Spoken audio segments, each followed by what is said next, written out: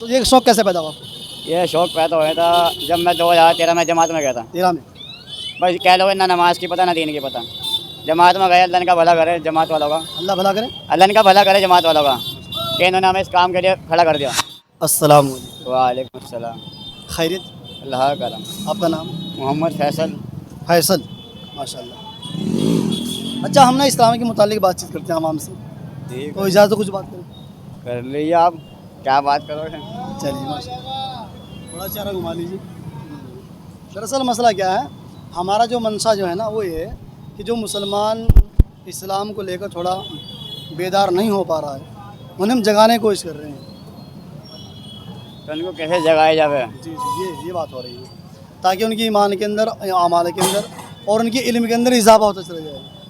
जी जी, इल्म के अंदर इजाफा तो जब होगा जब हम अपने ईमान पर मजबूत हो गए, कलमा ला इलाहा इल्लल्लाह मुहम्मद रसूलुल्लाह, जब इस पे हम मेहनत करेंगे, इस कलमे की हम हकीकत को पहचानेंगे, जब इस पे अपने अंदर उतारेंगे और दूसरों को इसकी हकीकत बतावेंगे कि इसका मकसद क्या है, कि ये कलमा हमसे क्या चाह रहा, जी जब तो अंदर हमारा आएगा ये। जिस चीज़ पे हम मेहनत कर रहे हैं, सेब बेच रहे हैं, इसकी मेहनत हमारे दिल के अंदर आ रही है, इसकी कदर हमारे दिल के अंदर आ रही है। जब हम कलमे की मेहनत करेंगे तो उसकी कदर हमारे दिल के अंदर आएगी। मुसलमान को कलमे की ताकत का अंदाज़ा नहीं है अभी।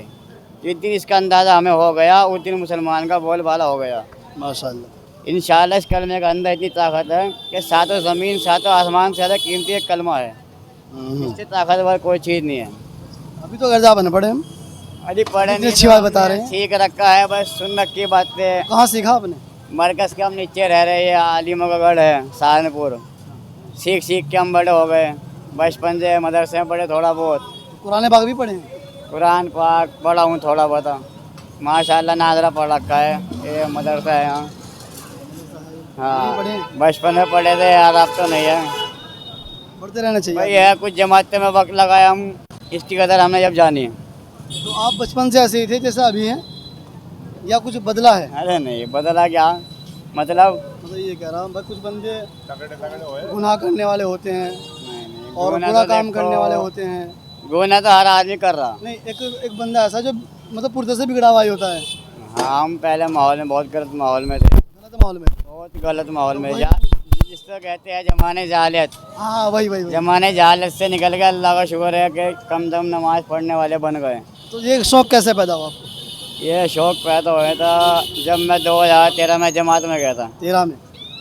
बस कह लो ना नमाज की पता ना दीन की पता। जमात में गए, अल्लाह ने का भला करे जमात वालों का, अल्लाह भला करे।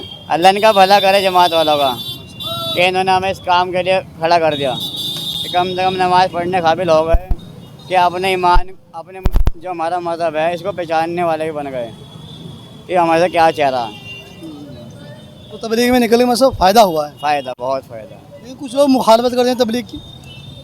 वो तो चलता ही आ रहा। नहीं, मुखालिफ अपने ही है।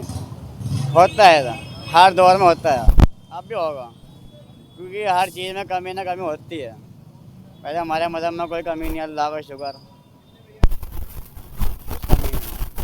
इंसान है, किसी का दिल कहता है, किसी का लोग मुखालिफ रहते हैं ना तबलीग के, तो भाई तबलीग का काम कुछ नहीं है, ये फला है, दुनिया भर की बात बनाते हैं। उन्होंने सीखा नहीं ना। नहीं सिखाऊंगा। जिस दिन वो सीख जाएगा, किताब को पढ़ लेंगे, उस दिन उनके दिल के अंदर उतरेगी बात। हर चीज़ में मुखालफत होती आ रही है, चाहे वो राजनीति ले लो, चाहे वो मुस्लिम का ले लो, मुखालफत तो हर जगह मिलेगी। अल्लाह के नबी के टाइम में मुखालफत हुई है, तो हम तो क्या चीज़ है फिर। मुखालफत अपने करते हैं तो बड़ा बुरा लगता है। हाँ, करते हैं, अपने करते हैं बुरा लगता है। कुछ कमी हमारी है, कमी है। अब देखो ये दो पार्ट जो है, दो पार्ट भी हो गए ना, करने वाले अलग अलग हो गए, शूरा वाला अलग। नहीं, हम ये कह रहे हैं कि जो दूसरे लोग हैं ना, जो स्पेशल तबलीग की मुखालफत करते हैं, स्पेशल में करते हैं। अब कुछ लोग तो ऐसे जो दो पार्ट बने, वो बात अलग हो गई, लेकिन दोनों का काम एक ही कर रहे हैं, कोई बात नहीं। लेकिन इसके अलावा एक बंदा सिरे से मुखालिफ है तबलीग का। होते हैं। अच्छा, हमें बच रहना चाहिए ना, मुखालफत से बचना चाहिए। जिस काम को नबी ने हमेशा किया है, उस काम से कैसे मुखालफत? बाकी वो तो उनसे पूछना पड़ा क्यों मुखालफत कर रहे हैं, उनके दिल में उतरा नहीं तो उतरा। चलिए, बहरहाल आपको तो फ़ायदा हुआ तबलीग से। हाँ, इंशाल्लाह बहुत फ़ायदा है। तो तबलीग हमेशा सबको करनी चाहिए। सबको करनी चाहिए, इस कलमे की मेहनत सबको करनी चाहिए। अच्छा, आप जैसे जैसे आप संवर गए, आप अल्लाह ने आपको संवार दिया है।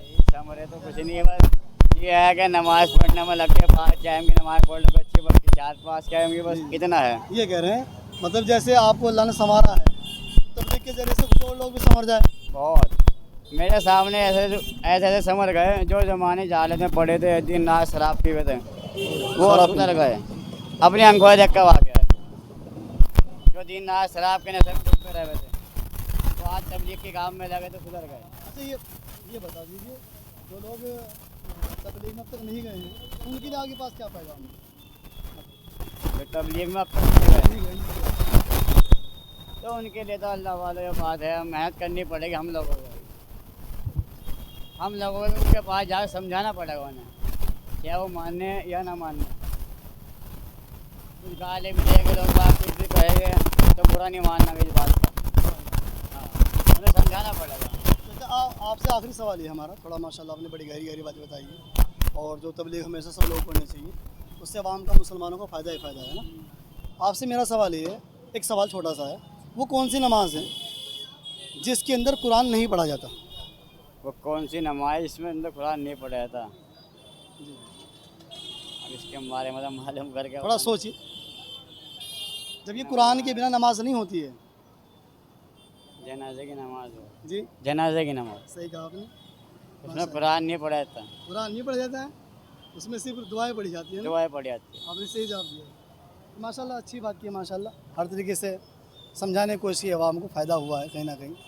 तो ये वो जज्बी कुरान के बिना नमाज नहीं होती है, मगर याद रहे जनाजे की नमाज़ के अंदर कुरान नहीं पढ़ा जाता, फिर भी नमाज हो जाती है। ठीक है, इंशाल्लाह। बहुत बहुत शुक्रिया। अस्सलाम वालेकुम। वालेकुम सलाम।